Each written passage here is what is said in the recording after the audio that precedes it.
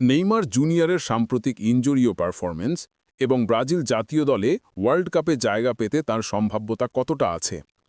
Neymar শেষবার Brazil হয়ে খেলেছিলেন অক্টোবর 2023-এ, যখন তিনি ইউরুগুয়ে ম্যাচে নিজের বাম হাঁটুর ক্রস লিগামেন্ট ও মেনিসকাসে চরম আঘাত পান। এরপর থেকে তার আন্তর্জাতিক ক্যারিয়ার মূলত ইনজুরি ও পুনরুদ্ধারে কাটছে।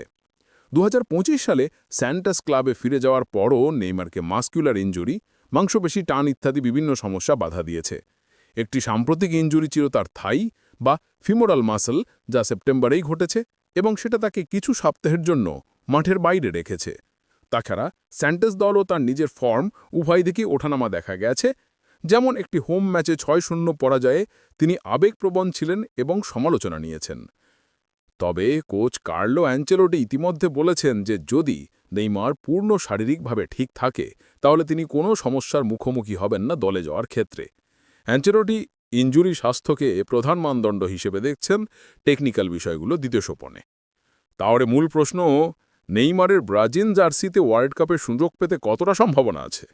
আমার বিশ্লেষণ অনুযায়ী ফিটনেস ও ইনজুরি পুনরুদ্ধার এটি নেইমারের সম্ভাবনার সবচেয়ে বড় বাধা।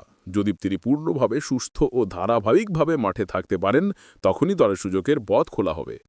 প্রতিদ্বন্দ্বিতা, ব্রাজিল দলে এখন অনেক নতুন ও তরুণ আক্রমণাত্মক ম্যাচবিধি চালাচ্ছে। নেইমার যদি ফর্মে না থাকে নতুন প্রতিদ্বন্দ্বীরা জায়গা বাজিয়ে নিতে পারে। প্রশাসক ও গোটের দৃষ্টিভঙ্গি, অ্যাঞ্জেলোটি ইতিমধ্যে জানিয়েছেন যে তিনি তালিকায় নেইমারের নাম বিবেচনা রাখছে যদি শারীরিকভাবে ঠিক থাকেন। সময়, 2026 সালের ওয়ার্ল্ড কাপ অনেকটা এখনও সামনে।